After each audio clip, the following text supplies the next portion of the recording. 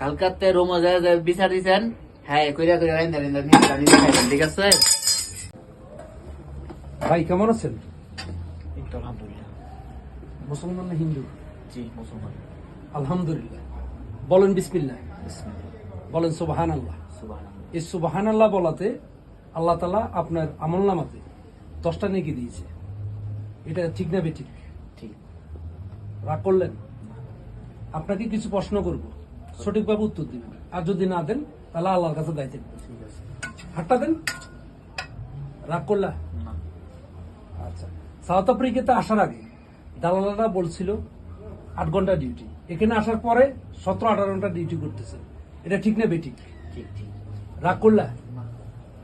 South Africa আসার আগে দালালরা বলছিল 1 লাখ টাকা বেতন, এখানে আসার পরে 30-40 হাজার টাকা বেতনে চাকরি করতেছে। ঠিক না বেঠিক? ঠিক ঠিক। যে বাসটা খাইছেন এটা ঠিক না বেঠিক? ঠিক।